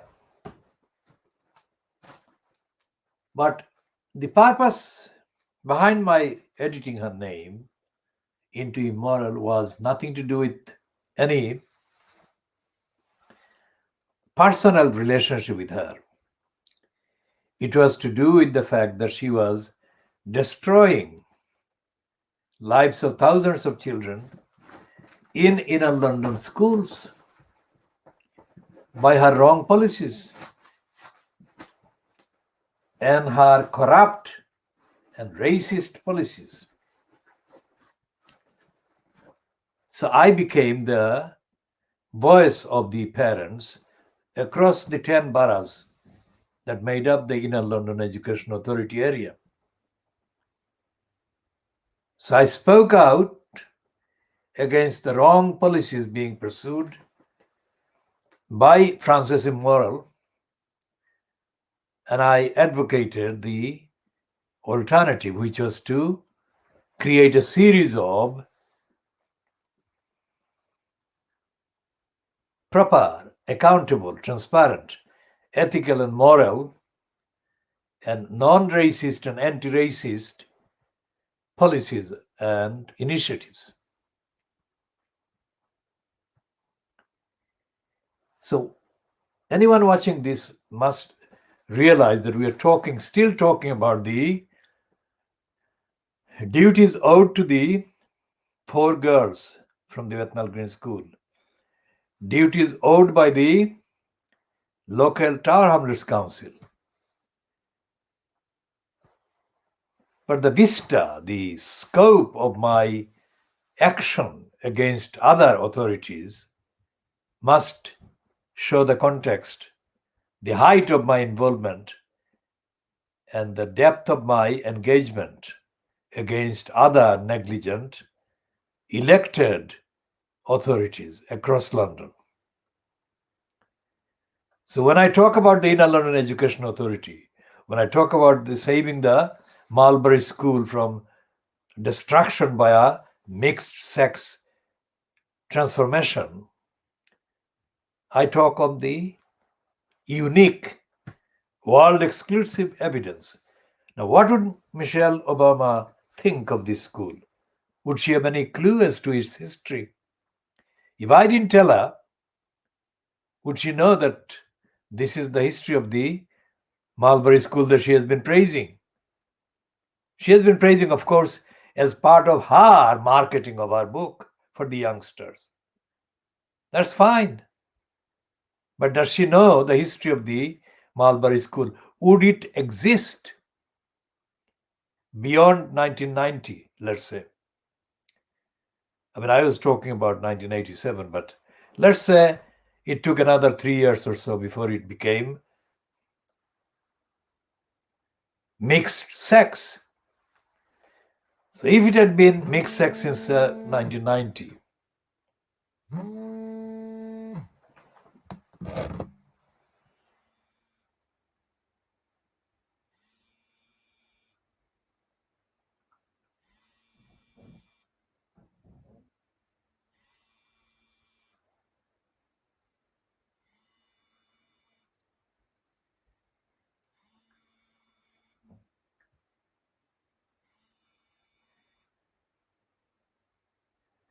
Would that school be in existence 31 years later? 31 years on, she came and revived her connection with the school, as well as with the Elizabeth Garrett Anderson School in Camden. And would Michelle Obama know the overall context of the Tower Hamlets population demography? There weren't any dedicated group of people defending the school. It was me mobilizing the defense of the school. And the Inner London Education Authority was bribing other people in the community who went around smearing me behind my back to the community so that they could stop me persuading parents to give the requisite number of officially required signatures so that the proposal could be opposed constitutionally. Does Michelle Obama realize just how much hard work and determination that alone required? And this is the context, because what is happening with these girls, Mulberry School girls, like Mulberry School girls, but these Bethnal Green School girls being neglected by the local Tower Hamlets Council is similar negligence. That contrary to any mythology that might exist, that the local community is fully behind the welfare or educational welfare of the children, there is no evidence that any organization is bothered about the even life-destroying risks that these girls have been put through. Think about that. There are many kind of ethnicity-linked, my phrase, ethnicity-linked outlets in circulation or in existence in Tower Hamlets, or kind of addresses in Tower Hamlets. And these outlets are not anywhere near as accurate or as concerned as they should be, even after the fact that I'm making all the facts available to them. They don't know the facts. All the legal facts, all the constitutional law facts, and all the other related facts about the extent of the liabilities of the council owed to the children and betrayed by the council. These ethnicity-linked outlets are not anywhere near talking about these acts of negligence and failures. Think about what I'm saying. Now, the Financial Times today has got a piece headed, "Race is also a geopolitical matter." Remember, the race they're referring to also connects the role of Munira Mirza as Boris Johnson's ethnicity kind of denial propagandist, as part of a number of coconuts. Munira Mirza, Tony Seward, Trevor Terrible Phillips, and the mainstream media, Fleet Street. This is why it's topical. The Financial Times piece, "Race is also a geopolitical matter." Now, this is Gideon Rahman. The Rahman is spelled, of course, not as an Arabic name, R-A-H-M-A-N. His Rahman is R-A-C-H-M-A-N. And it is kind of putting together the American situation as well.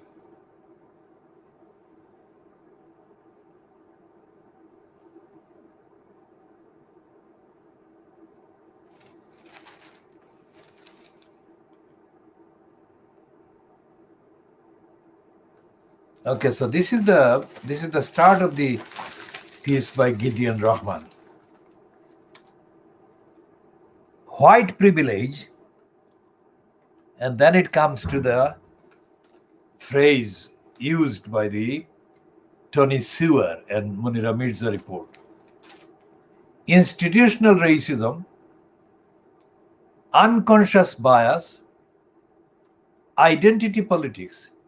These terms have become the currency of political debate in the US and the UK.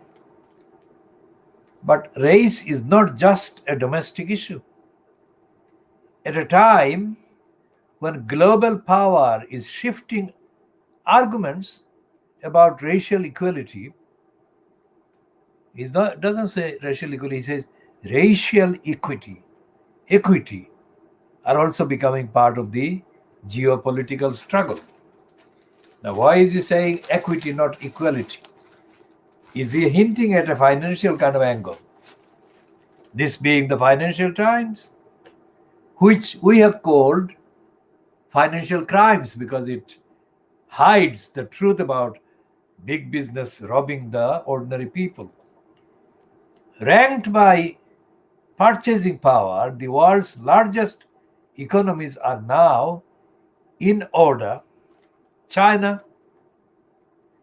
the United States, India, Japan, and Germany.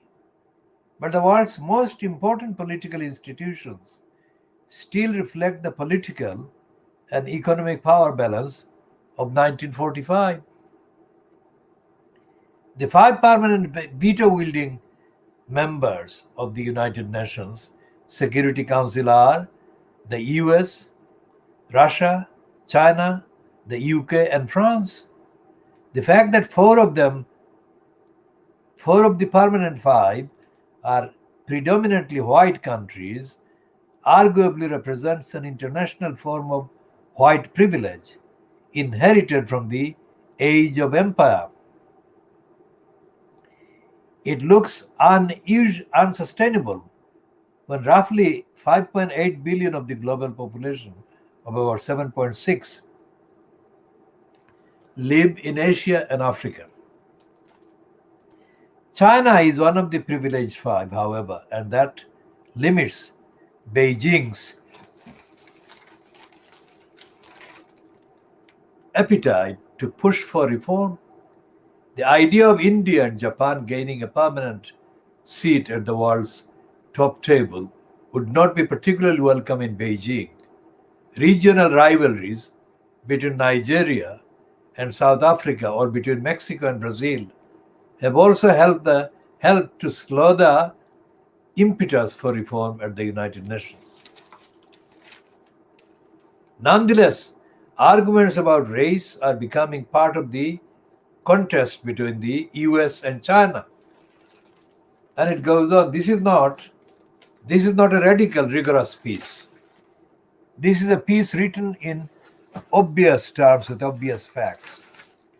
And it is not contrary to the need for balance to reflect the current realities of the world as opposed to the 1945 realities. Gideon Rahman is not opposing racism, and so therefore he is not actually questioning the racist core that operates at the center of the disequilibrium in the foundation and the founding kind of constitution and the current expression of that in the United Nations.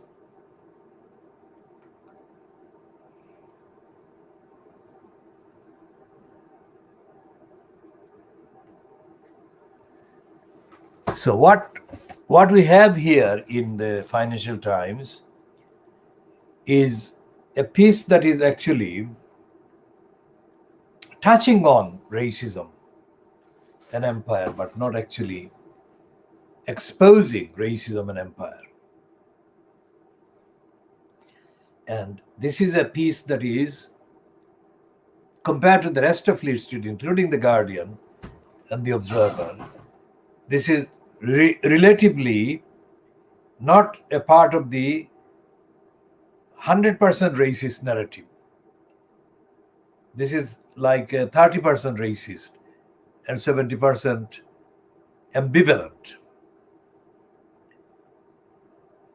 In order to understand the United Nations and its bureaucracy, which is corrupt, and its bureaucracy, which is racist, its bureaucracy, which is anti-Muslim, it is important to understand why numerically there's so many Muslim countries who are members of the United Nations. Why so many of the Muslim countries have had no impact on the United Nations agenda. And when I say that, I don't necessarily include the kind of trendy references to the fact that the permanent members with the vetoing rights are reflecting the situation as it existed in 1945. I'm talking about the issues that have nothing to do with that kind of permanent membership thing to begin with. It's less important things in the sense of the United Nations bureaucratic priorities. They don't have any agenda at any level of the United Nations to name names, if you like. For example, the United Nations resolutions are never referred to in the daily propaganda issued by the United Nations on its television, news channels, and on the internet and social accounts.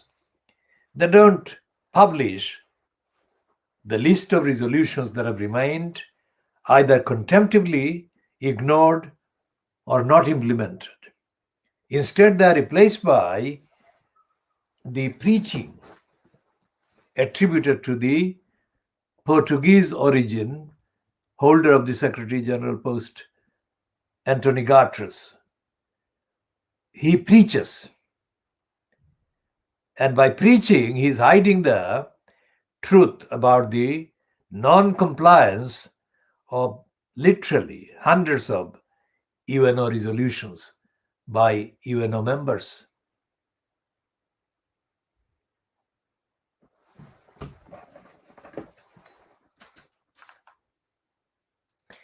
And by UNO members, I of course include all the member states. But the main emphasis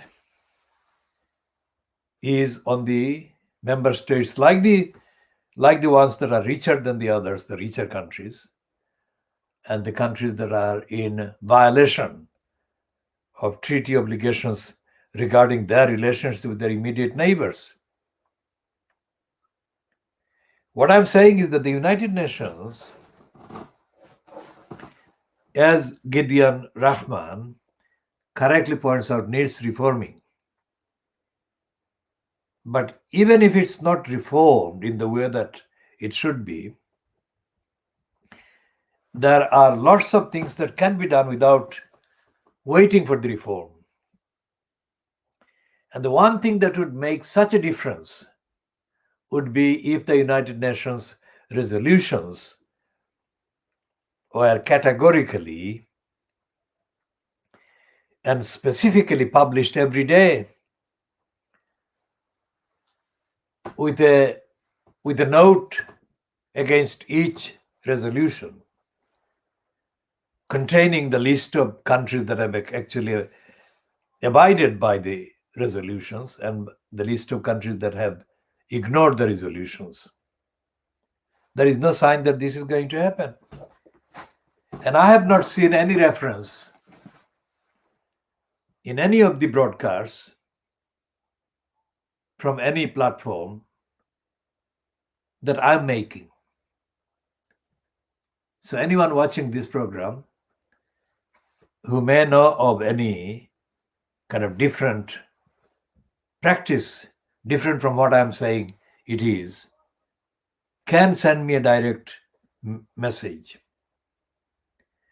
with the chapter and verse, that is to say, the date and the time and the platform where such a list has been published. As far as I can see at this moment, which is coming up to, what time is it coming up to now? It's probably approaching, it's 6 minutes to 11. 6 minutes to 1100 hours GMT on Tuesday, the 6th of April 2021.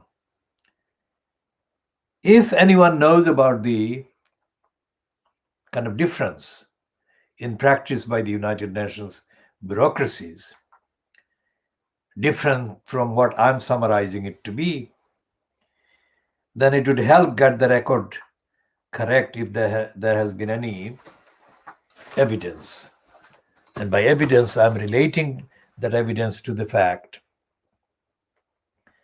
that the resolutions passed by the General Assembly and by the various agencies of the United Nations concerning various serious issues across the world, the fact of the resolution, each resolution, should be published by the United Nations every day or more than once every week, with a clear statement about each resolution, listing the countries, names of the countries that are complying with the resolution and the names of the countries that are not complying with the resolution.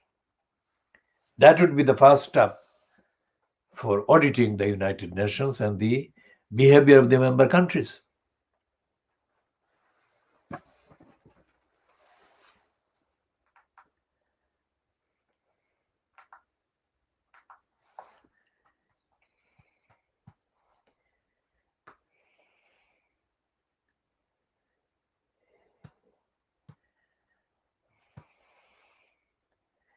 For example, when the Burmese committed the genocide in 2017 against the Rohingya Muslims,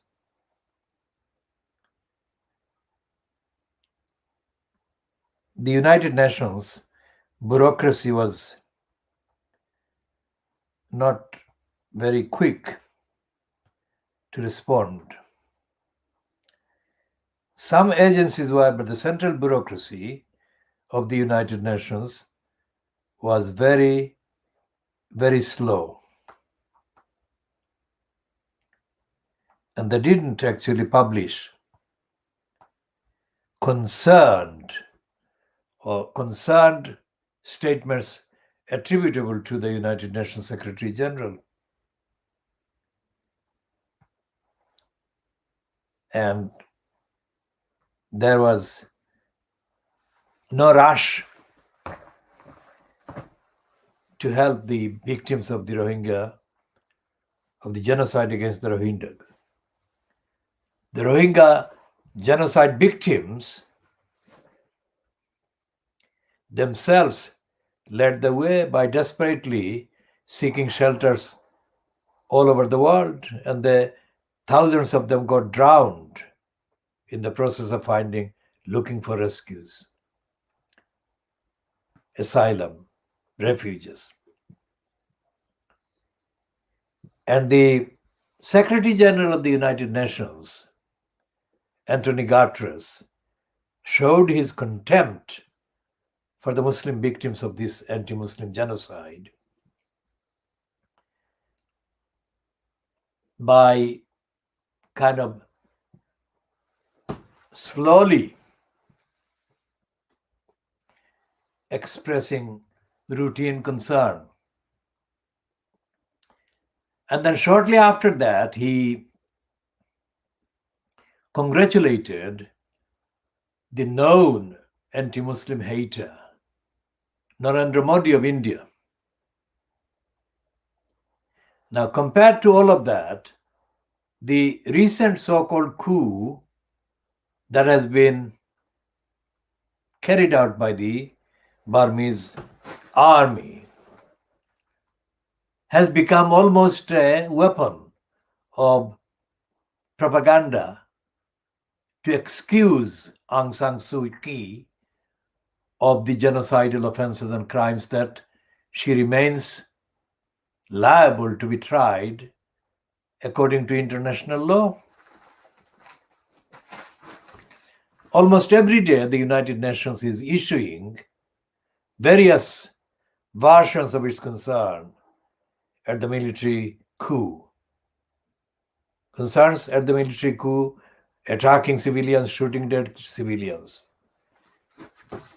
And there is no mention of the outstanding burden of responsibility and liability owed by Aung San Suu Kyi, because she was the leader of the regime when it carried out the genocide of the Rohingya Muslims.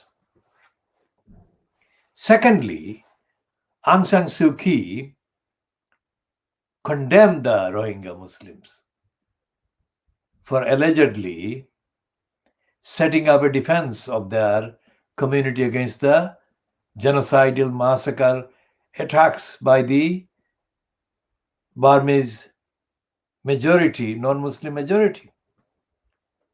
And she aggravated that by falsely claiming that the Rohingyas were not Burmese at all. Now, recorded evidence exists showing that the Rohingyas have been in Burma as Burmese population for hundreds of years.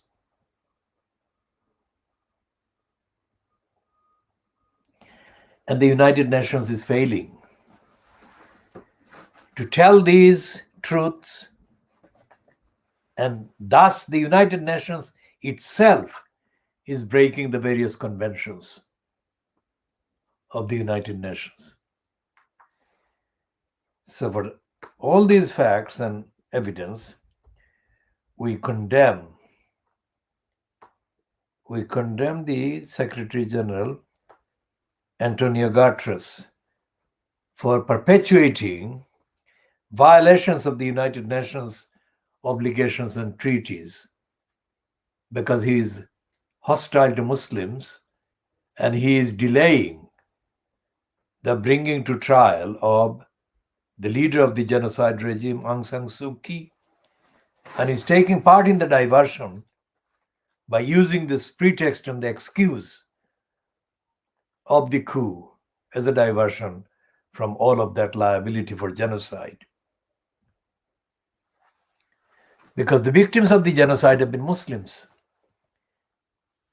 Anthony Guterres would not dare say anything like a hundredth of the contempt he's showing to the Muslim victims of the genocide if the victims were of any other faith. So we are bringing to an end this one shortly after 1100 hours GMT, and we shall continue in the next